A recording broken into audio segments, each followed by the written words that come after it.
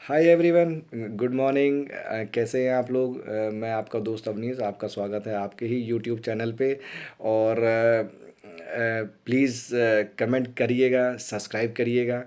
और आज का जो वीडियो है वो मेरा खासकर जो है एफएमसीजी सेक्टर को लेकर है।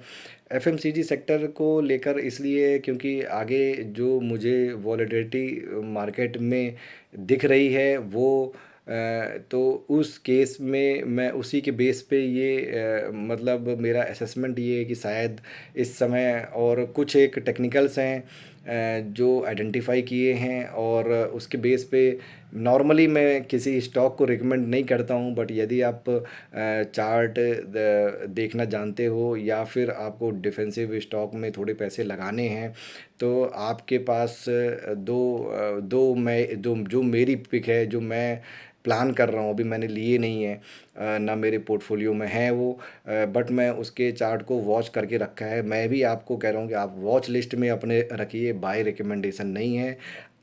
आप एफएमसीजी में यदि आप देखोगे तो एक तो हिंदुस्तान यूनिलीवर है, इसका चार्ट अभी बेस बनना चालू हुआ है। और आप उसको वॉच लिस्ट में अपना रखिएगा।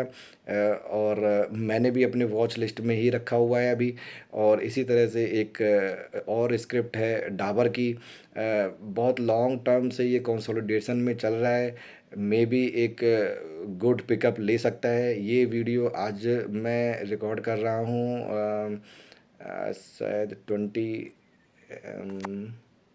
30th, yes, 30th of April है।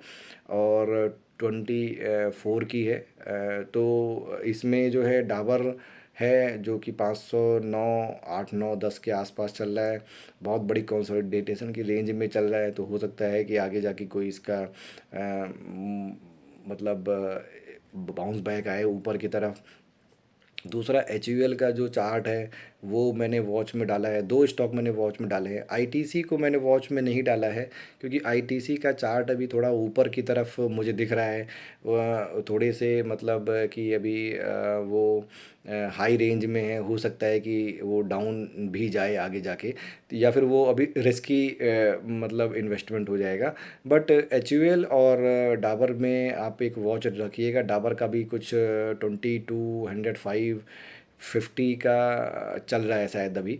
तो इसका भी रेंज जो है आगे जाके 3000 तक जा सकता है। अभी मैं नहीं कह रहा हूँ कि इन्वेस्ट करना, हो सकता है और भी डाउन साइड जाए, बट आप थोड़ी सिप अकाउंट में एक एक स्टॉक करके उठा सकते हो अपनी कैपेसिटी के अकॉर्डिंग। या फिर मतलब वॉच पे तो रख सकते हो, आप उठाने की बात ना करिए, आप म्यूचुअल फंड के थ्रू ही जाइए। बट एक वॉच लिस्ट में रख सकते हो अपने एक्सपीरियंस के लिए। 6 महीने बाद इसको एक्सप्लोर हम लोग करेंगे दोबारा से, कि रिव्यू करेंगे कि क्या इसका सीन है।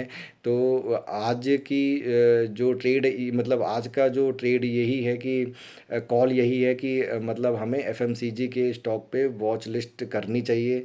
थोड़े से डिफेंसिव स्टॉक माने जाते हैं ये एफएमसीजी वाले और आईटी सेक्टर वाले। तो इन्हीं दोनों स्टॉक में थोड़ा सा मुझे लगता है कि अभी एक वॉच लिस्ट में डाल के आप 3-4 स्टॉक सबसे टॉप जो कंपनी है इनकी आप डाल के, जो कि उसके प्राइस भी छोटे होने चाहिए। अब ऐसा ना हो कि 20,000 का एक स्टॉक है, उसको लेके क्या ही करेंगे हम लोग। ठीक है, तो उतना बड़ा तो पोर्टफोलियो बनाना भी बहुत टफ है। ठीक है, तो ये आज का पॉइंट था। आप चार्ट देख लीजिए थोड़ा सा, और यदि चार्ट के बारे में आइडिया नहीं है तो आप मुझे कमेंट में डालिएगा। मैं थोड़ा सा चार्ट के की पॉइंट जो फंडामेंटल वाले हैं वो मैं आपको बेसिक सा उसमें दिखा सकता हूँ कि इसमें हमें क्या चीज़ का वॉच करना चाहिए, कौन कौन सी सेटिंग करनी चाहिए। मैं नॉर्मली जीरोधा का अकाउंट ही यूज़ करता हूँ, बहुत पहले खुलवाया था उसको। तो उसमें इजीली शो हो जाता है, आप देख सकते हो उसका कि उसमें 2-3 ट्रिगर लगा के कि, या फिर मेरी पुरानी वीडियो भी आप जाके देख सकते हो कि उसमें मैंने 1-2 इंडिकेटर का नाम बताया है कि उसके हिसाब से हमें लॉन्ग टर्म इन्वेस्टमेंट में ट्रेडिंग मतलब इन्वेस्टमेंट करनी चाहिए, नॉट ट्रेडिंग। तो आप थोड़ा सा वॉच करिएगा। और कोई स्टॉक यदि आपके माइंड में है तो आप मुझे कमेंट में ज़रूर डालिएगा, मैं उसको भी वॉच करता हूँ कि क्या उसकी पोजीशन है। और यदि वो स्टॉक अच्छा है और नोन टू मतलब बाय है और लंबे समय तक टिका रहने वाला स्टॉक है। तो ये सब जो कंपनी जो मैंने बताई हैं एचयूएल और डाबर की, ये आज की कंपनी नहीं है, ये बहुत पुरानी कंपनी। डाबर तो पता नहीं कितने सालों पुरानी कंपनी है। तो ये सब सस्टेन कर रही हैं। एक हमें और भी होता है कि जो बहुत लॉन्ग टर्म जो हम एक किसी पोर्टफोलियो को बनाते हैं, तो हमें सबसे पहले ये भी बात देखनी होती है कि क्या जिस स्टॉक में मैंने पैसा लगाया है क्या वो सस्टेन भी कर पाएगा इतने लंबे समय तक। क्योंकि कई कंपनी आती हैं, रजिस्टर होती हैं, फिर वो उनमें कुछ लॉस हो जाता है और वो गायब हो जाती हैं। मतलब ऐसा कोई नया नहीं है।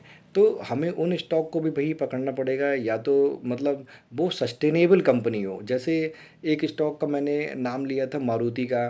तो मारुति इंडिया से, मतलब इंडिया की कार, फोर व्हीलर जो कार है उसके सेगमेंट में ही घुसा हुआ है। ठीक है, जैसे हीरो है, हीरो अभी हीरो होंडा था, हीरो हो गया। हीरो का जैसे स्टॉक है वो इंडिया के सेगमेंट में घूमे घुसा हुआ है, उसको आप जीरो नहीं कर सकते। तो ये कंपनी सस्टेन करेंगी। और एक मैंने कुछ शायद और भी कुछ कहा था, मुझे याद नहीं आ रहा है अभी कौन सा। मैं ज़्यादा स्टॉक का रिकमेंड नहीं करता हूँ। मगर आप सारे स्टॉक को केवल वॉच में डालिए।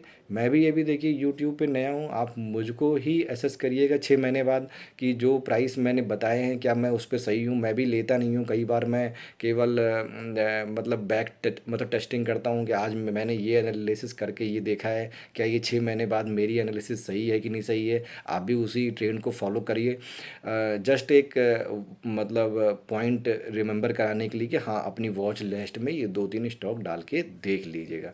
ठीक है, हमें लॉन्ग टर्म, हमारा फोकस केवल ये है कि लॉन्ग टर्म इन्वेस्टिंग में डायरेक्ट स्टॉक के इन्वेस्ट करने के लिए भी कुछ स्टॉक चुनिंदा होने चाहिए, 10 से 20, जो कि हम थोड़ा थोड़ा अमाउंट लगा के छोड़ दें। क्योंकि उससे हमें कभी कभी डिविडेंड भी मिल जाता है, और हम किसी बीच के कमीशन के अकॉर्डिंग हम केवल उसका हम इजीली से उसका गेन भी यूज़ कर सकते हैं। और क्या पता स्टॉक जो है बहुत अच्छा मूव दे जाए, तो वो स्टॉक जो है फिर हमारे पोर्टफोलियो को फिर मतलब समझो कि ऑल स्टार्स लगाता है, तो कहीं ना कहीं से प्रॉफिट बन जाता है उसमें। तो यही आज का वीडियो था। Thank you for watching. Please comment if you want to means need analysis of any other stock, तो आप मुझे वो कमेंट में डाल सकते हैं। प्लीज़ सब्सक्राइब करिएगा। Thank you so much. Bye bye.